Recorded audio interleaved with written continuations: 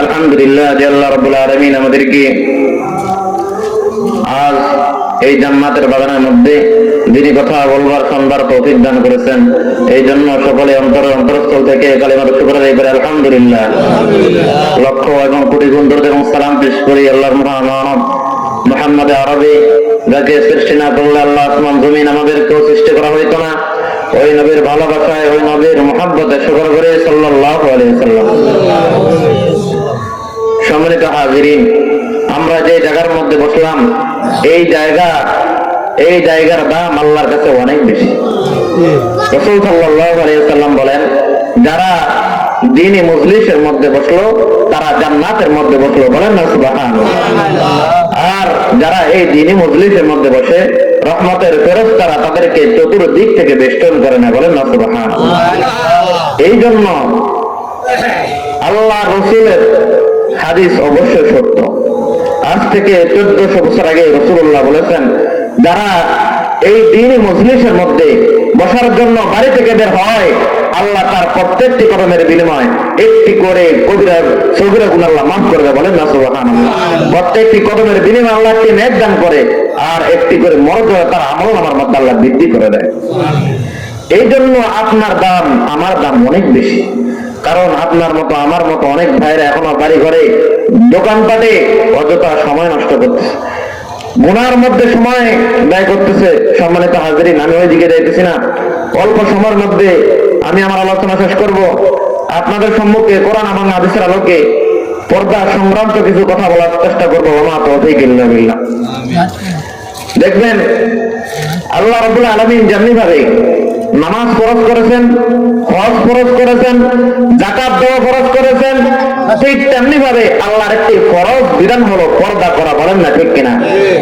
পর্দা করা পুরুষ এবং নারীর উপর, উভয়ের উপর আল্লাহ ফরজ করে দিয়েছেন। বলেন না সুবহানাল্লাহ।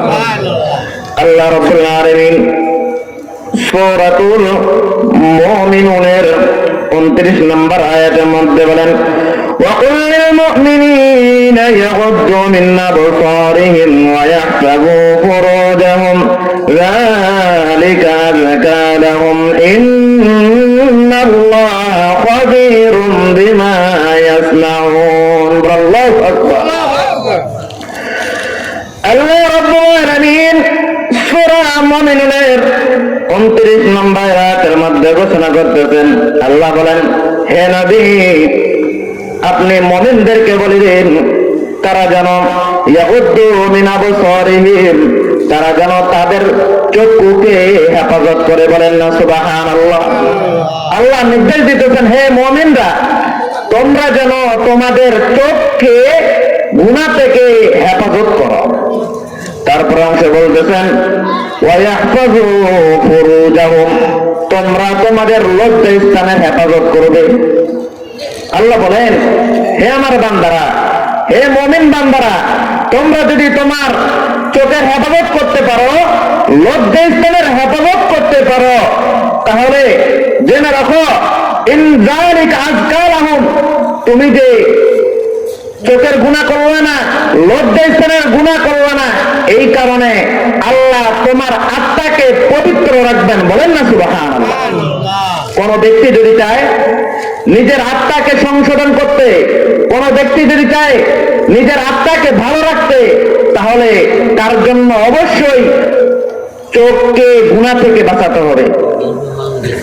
আপনার রাস্তা দিয়ে চলাফেরা করলে চোখ মাথার নিচে রাখতে হবে।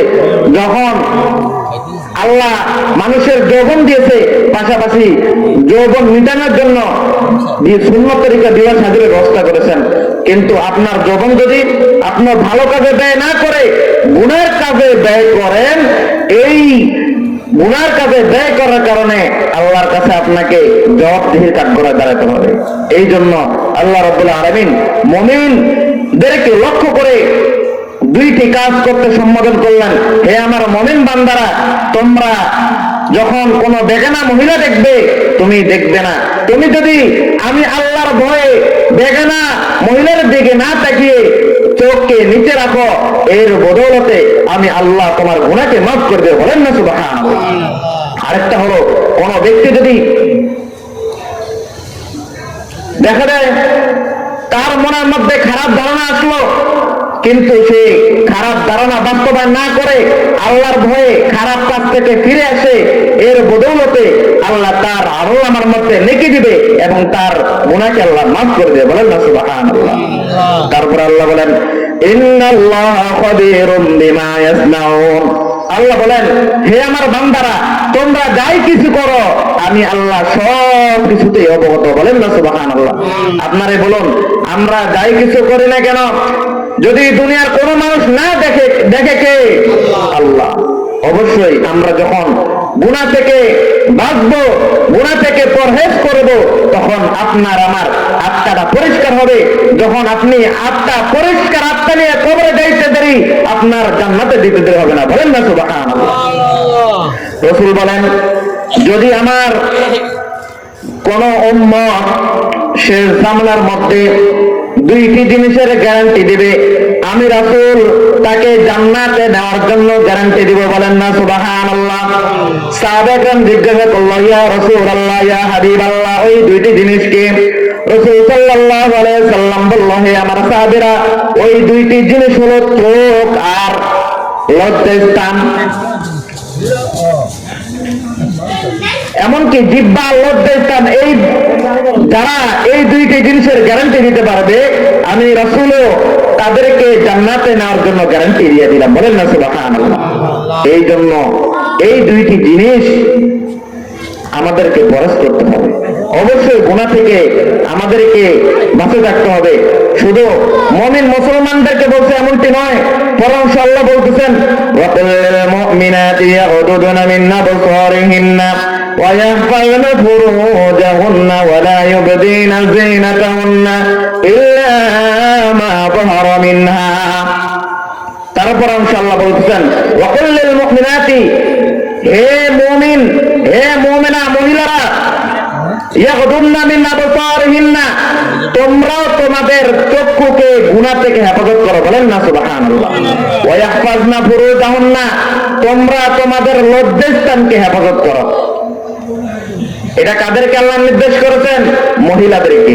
মহিলাদেরকে আল্লাহ বলেন হে মুমিনা মহিলারা, তোমরা তোমাদের চক্ষুকে গুনাহ থেকে হেফাজত করো আর নিজের লজ্জাস্থানকে গুনাহ থেকে হেফাজত করো। এই হুকুমটা কার?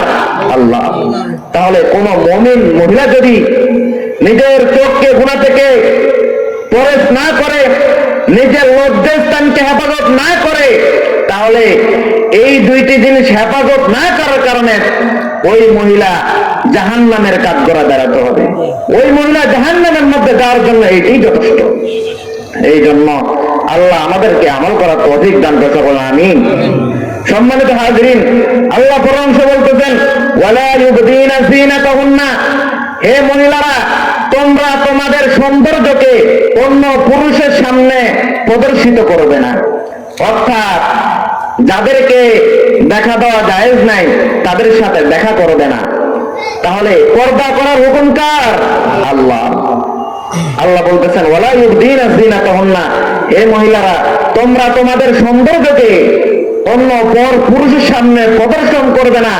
যদি তুমি তোমার সৌন্দর্যকে অন্য পুরুষের সামনে প্রদর্শিত করো, তোমার আমলনামায় দেখা করলে রাসূল সাল্লাল্লাহু আলাইহি ওয়াসাল্লাম এক হাদিসের মধ্যে বলেন, যে মহিলা অন্য পুরুষকে আকৃষ্ট করার জন্য সর্বদা সাজগোজ করে, অন্য পুরুষকে আকৃষ্ট করার জন্য আপনার কোনো পাউডার এমনকি বিভিন্ন রকমের শাক সজ্জা করে, রাসূল বলেন ওই সমস্ত মহিলাদেরকে আল্লাহ কিয়ামতের দিন জানাকার মহিলা হিসেবে লিপিবদ্ধ করবেন। বলেন না নাউজুবিল্লাহ।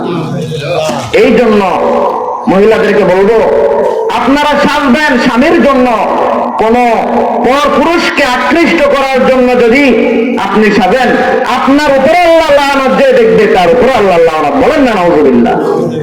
এই জন্য আল্লাহ আমাদেরকে আল্লাহর এই ফরজ বিধান মানার তৌফিক দান করতে বলেন আমিন।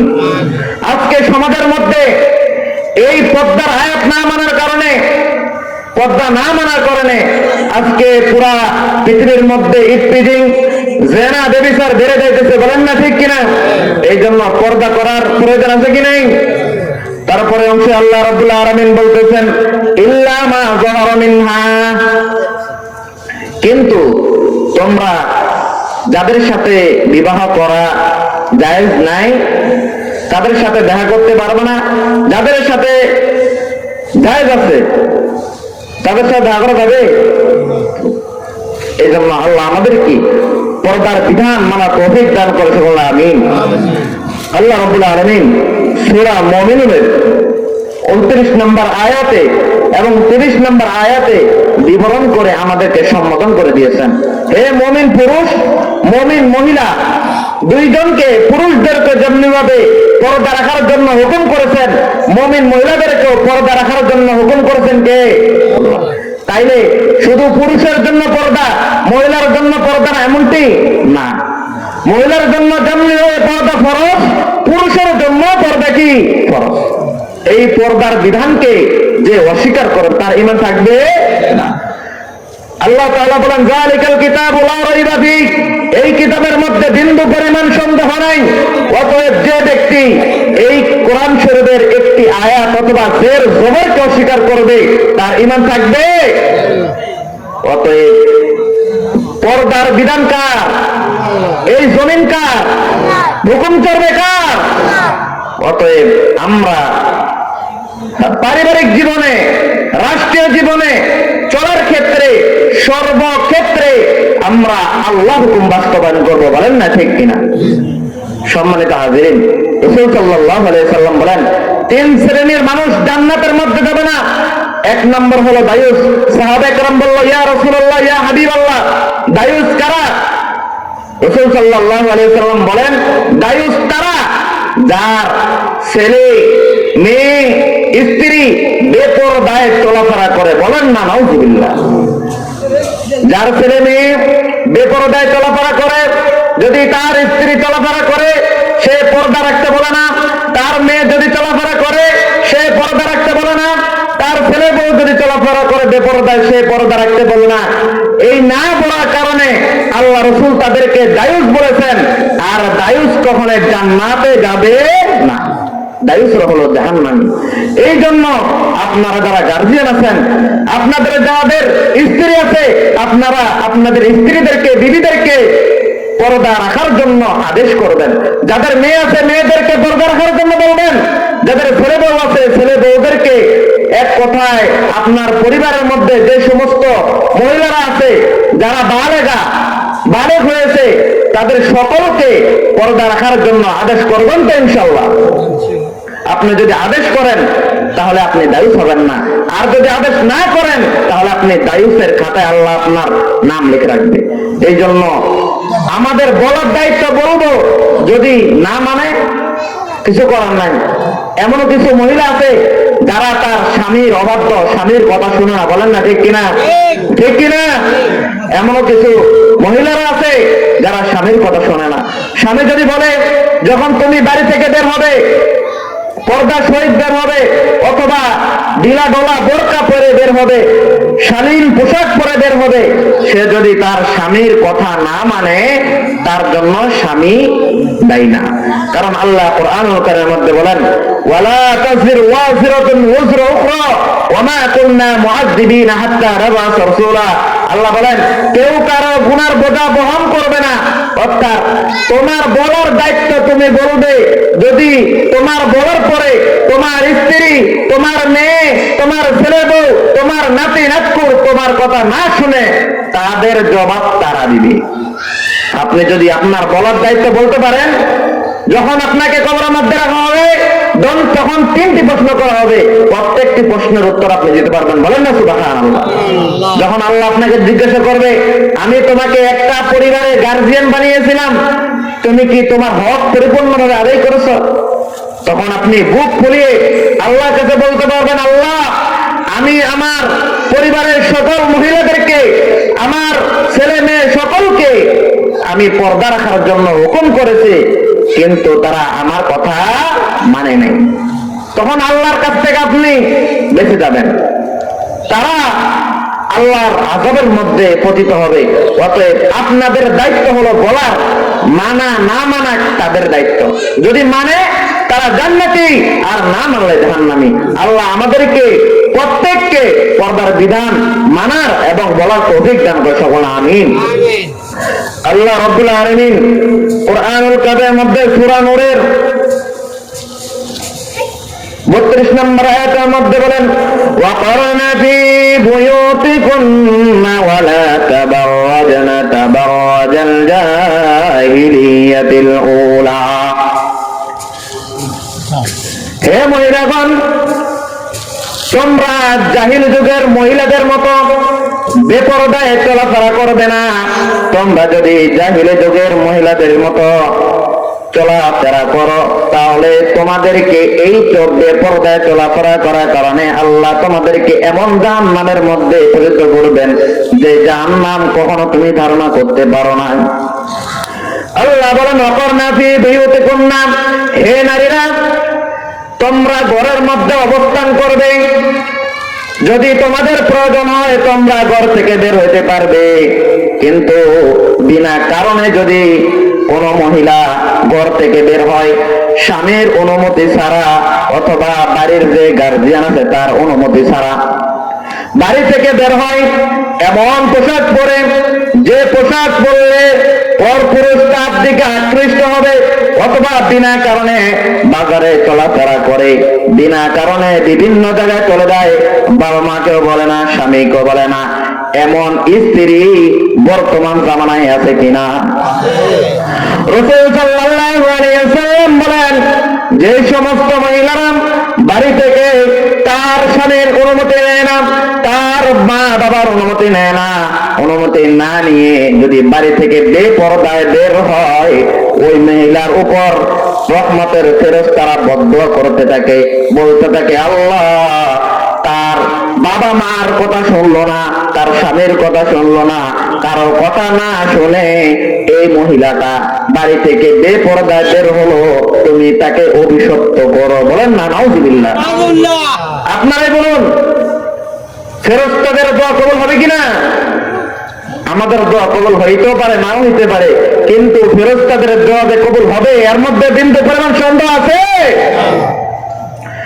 এই জন্য আল্লাহ রাব্বুল আলামিন সূরা নূরের 32 নম্বর আয়াতের মধ্যে বলেন, ওয়াকারনা ফি বুয়ুতিকুন্না, হে মহিলারা, তোমরা ঘরের মধ্যে অবস্থান করো, ওয়ালা তাবাররাজনা তাবাররুজাল জাহিলিয়াতিল উলা, তোমরা জাহিলি যুগের নারীর মতো চলাফেরা করবে না।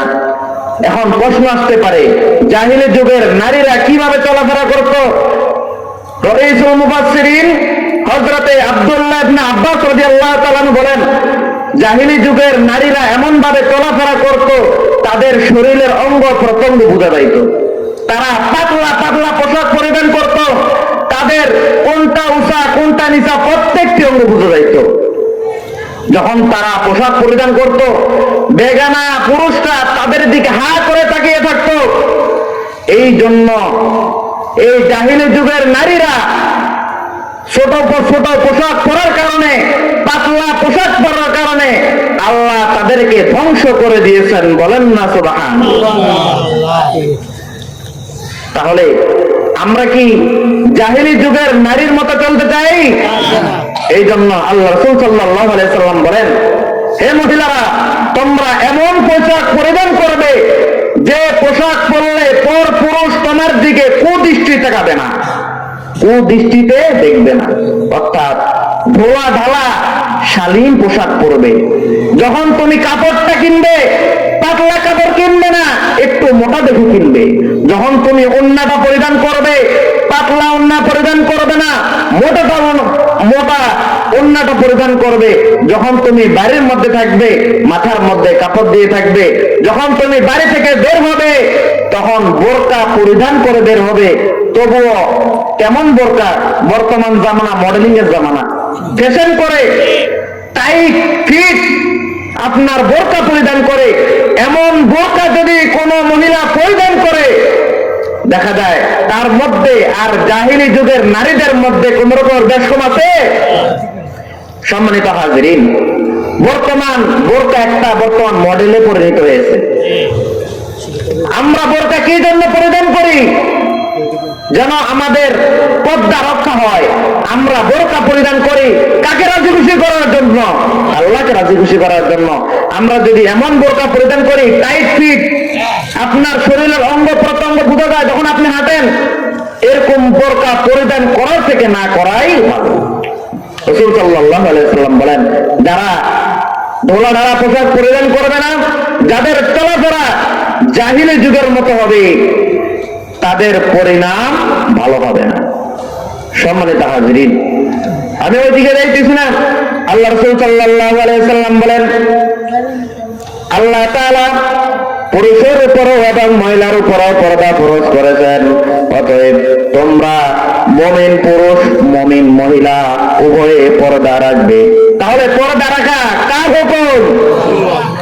পুরুষ মহিলা সবার উপরে পর্দা ফরজ করেছেন কে?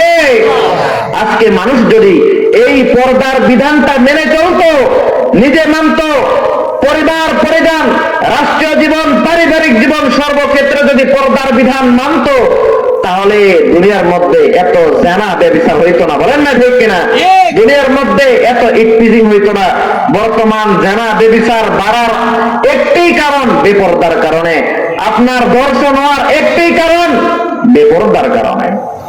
দেখবেন যখন কোন মহিলা অশ্লীল পোশাক পরে রাস্তাঘাটে চলাফেরা করে, বেগানা পুরুষ তার দিকে সুদৃষ্টিতে তাকায় না, কুদৃষ্টিতে তাকায়, খারাপ নজরে তাকায়।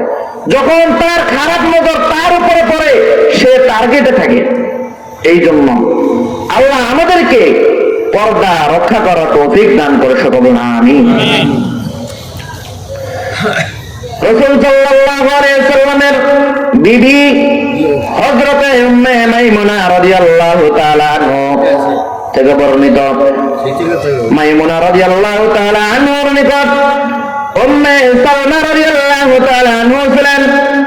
উম্মে সালমা রাদিয়াল্লাহু তাআলা আনহা বলেন, উম্মে মাকতুম রাদিয়াল্লাহু তাআলা আনহু রাসূলুল্লাহর দরবারে আসতেছে। এমন সময় রাসূলুল্লাহ আমাদেরকে বলতেছে, হে উম্মে সালমা মাইমুনা, তোমরা আত্মগোপন করো। বলেন না সুবহানাল্লাহ। দেখেন, একজন সাহাবী ছিল অন্ধ, দুই চোখে দেখতে পেত না। ওই সাহাবীর নাম কি? হযরতে উম্মে মাকতুম রাদিয়াল্লাহু তাআলা আনহা। বলেন না সুবহানাল্লাহ। ওই অন্ধ সাহাবী রাসূলুল্লাহর দরবারে আসতেছে। রাসূলুল্লাহ ওই অন্ধ সাহাবীকে দেখার সাথে সাথে তার দুইজন বিবিকে পর্দা করার জন্য, ঘরে যাওয়ার জন্য, আত্মগোপন করার জন্য নির্দেশ করেছেন। বলেন না সুবহানাল্লাহ। হযরত উম্মে সালমা রাদিয়াল্লাহু তাআলা আনহা বললেন, ইয়া রাসূলুল্লাহ, ইয়া হাবিবাল্লাহ, আমার তো বুঝে আসলো না, এই উম্মে মাকতুম তো দুই চোখে দেখতে পায় না, তবু আমাদেরকে কি জন্য পর্দা রাখার জন্য নির্দেশ করলেন? তবু আমাদেরকে কি জন্য করে যাওয়ার জন্য নির্দেশ করলেন? ওই উম্মে মাকতুম তো দেখতে পায় না, তবু আমাদেরকে কি জন্য আত্মগোপন করার জন্য নির্দেশ করলেন? রাসূল সাল্লাল্লাহু আলাইহি ওয়াসাল্লাম বললেন, হে সালমা, হে উম্মে সালমা, যদিও এই উম্মে মাকতুম চোখে দেখতে পায় না, তোমরা তো দেখতে পাও। তার মানে বোঝা যাইতেছে হাদিস দ্বারা পুরুষের উপর যেমনি ভাবে পর্দা ফরজ, মহিলার উপরও পর্দা ফরজ করছেন কে? দেখেন, একজন অন্ধ সাহাবী, তার সামনেও পর্দা করার জন্য নির্দেশ করেছেন কে? রাসূল। আল্লাহ তাআলা কুরআনুল কারীমের মধ্যে বলেন, মা আতাকুমুর রাসূলু ফাখুযুহু ওয়া মা নাহাকুম আনহু ফান্তাহু। আল্লাহ বলেন, হে আমার বান্দারা, রাসূল তোমাদেরকে যা নির্দেশ করে তোমরা তা পালন করো, রাসূল তোমাদেরকে যা নিষেধ করে তোমরা তা করিও না। তাহলে আপনারাই বলুন, রাসূল কি আমাদেরকে পর্দা করার জন্য নির্দেশ করে নাই? তাহলে কোন ব্যক্তি যদি আল্লাহর এই পর্দার হুকুমটা মানে রাসূলের তিনিও যে আদেশ করেছেন, এই আদেশটি মানে সে পরিপূর্ণভাবে একজন খাঁটি ইমানদার হয়ে আল্লাহ তাকে এই দুনিয়া থেকে নেবে। বলেন না সুবহানাল্লাহ।